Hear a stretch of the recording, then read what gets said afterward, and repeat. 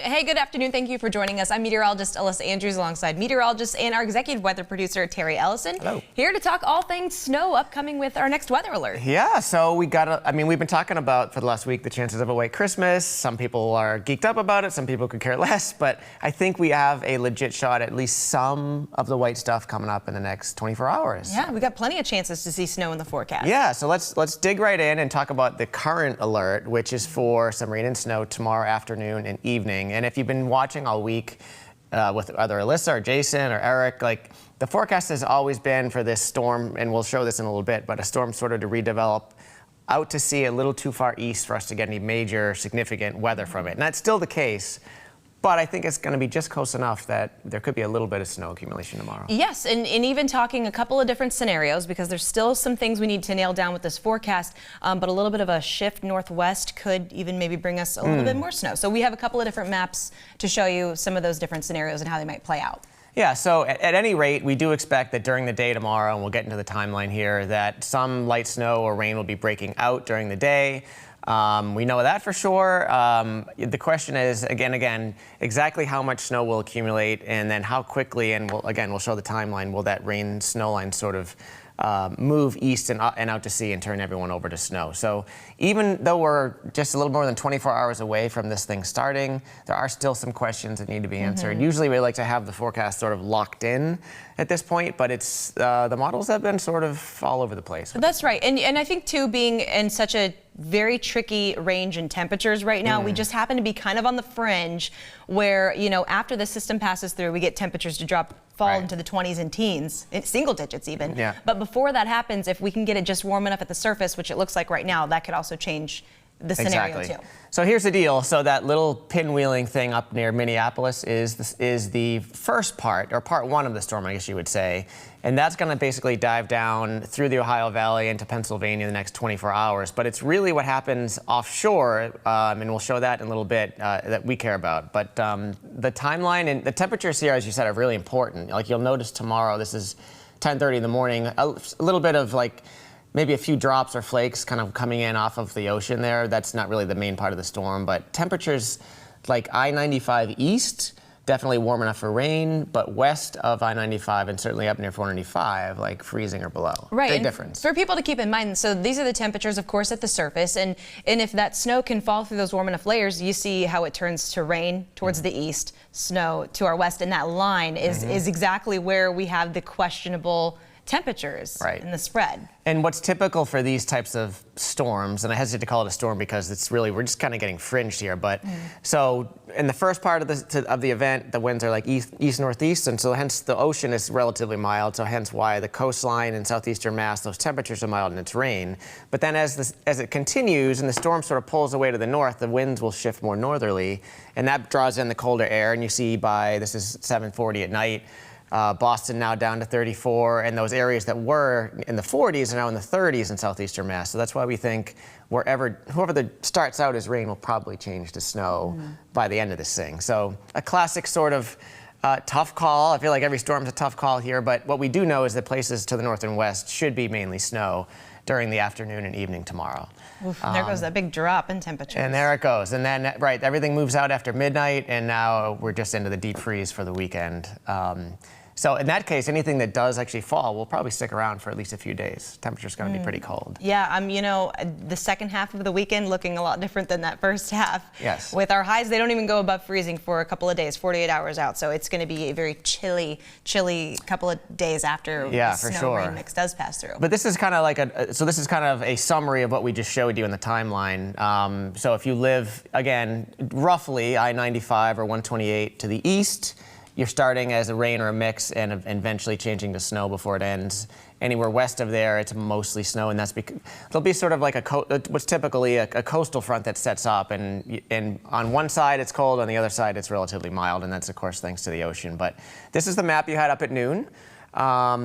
Certainly reasonable to think that most of eastern Mass could easily get coatings to an inch. Yeah, and this is more of the conservative approach that we were looking at, because we do have a couple of different scenarios, and that's going to be this big shift kind of the system more to the northwest, and that can draw in that colder air and allow for a bit more snow. So that's kind of on the higher end right here. Yeah, so we don't usually show two maps, but we figured this is sort of we're just chatting. We're not, it's sort of, and we want to kind of give you an idea of what we're thinking.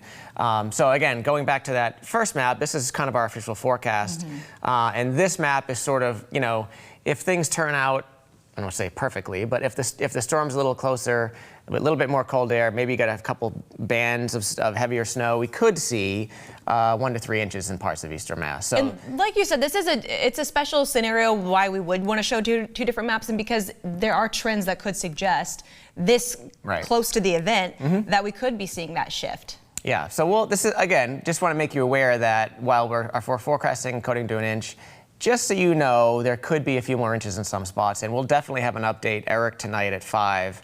We got a bunch of another whole suite of models coming in this afternoon, actually coming in right now as we speak. So we'll have a lot more data this evening. Yeah, so we'll refine that, and I promise there'll be just one map tonight at 5 and 6 and 11. But we'll see where the models take us. But this is a good visualization of the storm coming in. The system. This is the wide view showing that first storm sort of disintegrating and transferring its energy offshore, and you can see it becomes a pretty big storm as it heads up towards Halifax, but how Boston is just on the western fringe, just on the very edge of this thing. So hence why, it's a tough call. I mean, if the thing shifts a little, like 50 miles east, maybe we don't get anything. Or maybe we just get flurries. A little bit west, and maybe we do get 2 or 3 inches. Again, not like real high. We're not talking a blizzard versus nothing. Right, and I think the main takeaway from this is slippery travel conditions on Friday night. Your morning commute in on the day tomorrow is going to look a lot different than the afternoon, because we could see some of that coating, a whitening of the roads, and maybe some slippery roadways. It's still slippery travel either way. So that's why we put us in the next weather alert, no matter where that system lands. Yep, and the rest of the weekend, as we said before, that storm becomes quite powerful up in the Canadian Maritimes, and we're just sort of that northerly wind, high to the west. We're in between the storm and a big high pressure, so we'll just be funneling in cold Canadian air here. Both of these systems, that high pressure turning clockwise, and the low pressure that just went out of the view turning counter, that's going to just pull in so much cold Canadian air right down and cool us off into the single digits by Sunday, 4 o'clock. Yeah, Sunday morning very cold. Sunday during the day, highs around 20. 20s. Yeah, so and not much warmer on Monday either, but you're probably wondering, actually, before we get to next week's Christmas forecast, we do have a little astronomical event this weekend. Saturday, early in the morning, officially at 4:20, is the winter solstice. So this is the actual, so 4:28, you probably wonder, well, I thought solstice was like a day, like that's the 21st. Right. There's actually, the 4:20 a.m. is the point when the sun officially reaches its farthest, the Earth will tilt its farthest, towards the southern hemisphere, the sun reaches its lowest point in our sky, and then we start going the other way very slowly. So yes, and I'm liking we'll start adding minutes to daylight back immediately after this day, and we'll get over 6 hours once we finally hit the summer solstice. The big difference in the amount of daylight, over 6 hours. Yeah, so on Saturday, I think we have something like 9 hours and 5 minutes of daylight, as opposed to in June we get like 15 hours. I mean, such a difference. But that's the good news. So we start adding like 30 seconds a day on after Saturday, and before you know it, we're back to before you know it, Christmas week. So I think overall the weather is quiet. There are no major storms, not only here but really across the country. It's pretty quiet. You'll see we start with this big old high over us, so it stays cold Monday. But that little storm, not too dissimilar from the one that we're watching now, coming out of the upper Midwest, is what we're watching for potentially a little bit of mood snow Christmas Eve. I wonder if most people would rather it just be dry, and if they're driving around, or if this is like a bonus. Well, we're getting just a little bit. Right. We're just getting a little bit, just a little Christmas spirit for Santa, just in time for the night before, on Christmas Eve. Right. So again, this is like 5-6 days away, so we'll obviously be refining the forecast, but it's a very minor system. As you can see, it's almost sort of shrinking as it gets here, but it could be just enough to get some flurries in the air Christmas Eve into early Christmas morning. And I think that would be a nice little treat, you know, something for Santa to ride in on, if he could have a few flurries going his way. You know, as long as we're not shutting down the roads and Right. all of that. You know, I think this is going to be kind of a minor event, and we're still pretty good far ways away from this. But temperatures, I will say, warming back up a little bit after that Sunday, Monday. We do kind of go to highs right around the freezing range and into the mid-30s for Christmas, so that'll help things a bit to get it above freezing. Yeah, we don't want it, again, the Sunday, Monday temperatures, highs in the 20s, lows in the single digits. That would be unfortunate on Christmas Day. So this is, again, a few flurries. It looks like reasonable temperatures, you know, in the 30s if you want to get out to walk off some of that Christmas lunch or dinner. Not a bad day all in all. And so we had this discussion before we came in. White Christmas. What does it take to get a white Christmas? I mean, in some places it is subjective. So in Boston, to the National Weather Service has a definition here of an official white Christmas, and that is 1 inch of snow on the ground, 7 a.m. Christmas morning. And it doesn't matter when the snow fell. Right, it could have been from 3 days tomorrow. ago, right? It could have fallen the night before, but literally they'll go out with a ruler. Their official Logan Observer will go out with a ruler at 7 a.m., assuming there is some snow on the ground. Put the ruler in, and if there's an inch or more, it officially goes down as a white Christmas in 2024. And I think one of the biggest questions I get, and that I'm sure some of our weather watchers are really good with this. They know, oh, okay, the airport, we're measuring stuff at the Logan Airport. Right. So that's going to be a lot different if we're talking temperatures, we're talking snow, we're talking rain, what we get at the Boston Logan Airport versus maybe a bit more inland into the city. Right, but you can do the same. You could take your ruler, assuming you're up at 7 a.m., and if you have young kids, I'm sure you will be. Then just to say, hey, I had an official, and would love to hear, Jason will be in that morning, so we'd love to hear if you had an official white Christmas in your backyard. Take the ruler out at 7, stick it in. If there's an inch or more, again, it's snow depth, not snow falling. You know, you could have a white Christmas in your yard. What's interesting is, if we can go back to the graphic, we have not had one in Boston for 15 years.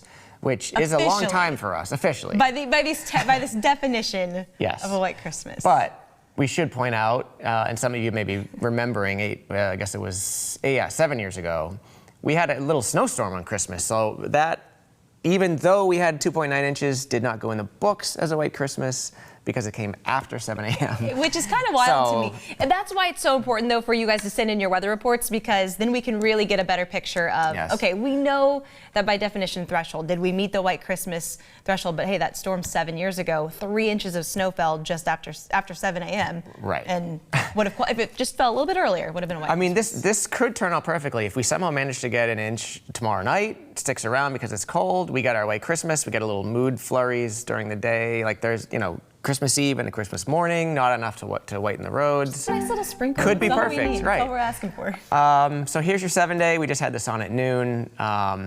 Shows the cold air, especially Sunday into Monday, and those flurries coming up on Wednesday. I don't know. Do people care about a white Christmas? I think some do, some don't. I think, you know, I think as long as it's not a nuisance, right? As long as it's not a nuisance, it's kind of fun. It's festive. Other than that, you know. Yeah.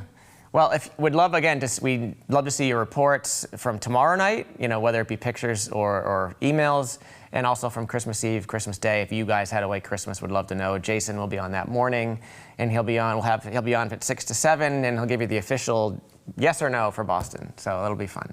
As for right now, in the short term, we're just tracking the next weather alert for tomorrow, and Eric and Terry are going to be back later tonight with that latest forecast update. Okay. See you then.